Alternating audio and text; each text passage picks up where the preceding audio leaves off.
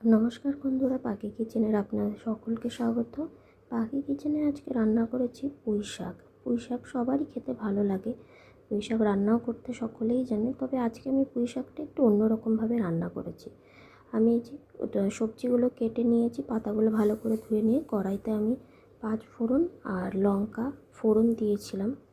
ফোড়ন দিয়ে আমি এর মধ্যে সবজিগুলো দিয়ে দিয়েছি। সবজিগুলোর মধ্যে ছিল বেগুন, আলু, কুমড়ো, পুঁই শাকের ডাঁটা। এগুলো দিয়েই আমি সবজিগুলো বানিয়েছিলাম। বেশি সবজি দিইনি, কারণ বেশি সবজি দিলে খুব একটা বেশি ভালো লাগে না খেতে। আপনারা চাইলে আরও অনেক কিছু সবজি দিতে পারেন, আমি এই কটাই সবজি দিয়েছি। সবজিগুলো দেওয়ার পরে সবজিগুলোর মধ্যে আমি লবণ এবং হলুদ দিয়ে ভালো করে নাড়াচাড়া করে নিয়েছি। আর একটা টমেটোর অর্ধেক আমি টমেটো ব্যবহার করেছি, বেশি টমেটো দিইনি আমি। দিয়ে এটাকে ভালো করে করে নিয়েছি, ভালো করে নাড়াচাড়া করে নিয়েছি। এদিকে পুঁই শাকের পাতাগুলো আমি এইভাবে ছোট ছোট করে কেটে নিয়েছি। দেখুন অনেকটাই মজে এসেছে তরকারিগুলো। এরপরে আমি এর মধ্যে দিয়ে দেবো পাতাগুলো। এই অবস্থায় পাতাগুলো দিলে পাতার জল যে বেরোবে, সেই জলেই এই বাকি সবজিটা পুরোটাই সিদ্ধ হয়ে যাবে। তাই আমি পাতাগুলো একে একে দিয়ে দিচ্ছি এর মধ্যে। দিয়ে পাতাগুলো দিয়ে আমি ভালো করে নাড়াচাড়া করে নেব। নাড়াচাড়া করে নিয়ে আমি এটাকে হালকা করে ঢাকা দিয়ে দেবো।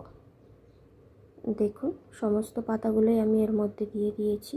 পাতা থেকে যে জলটা বেরোবে, সেই জলেই বাকি সবজিটা আমি সেদ্ধ করে নেব।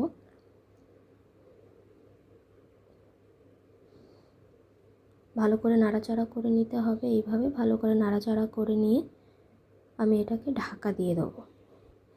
ঢাকা দিয়ে দিয়ে বারে বারে ঢাকা দিয়ে দিয়ে অল্প অল্প করে রান্না করে দেখুন জল কতটা মরে চলে এসেছে, প্রায় সব সিদ্ধ হয়ে গেছে। এই অবস্থায় আমি এখানে দিয়ে দেব পনির। পনির আমি হাতে ভেঙে ভেঙেই দিয়ে দিয়েছি, তাতেই হবে।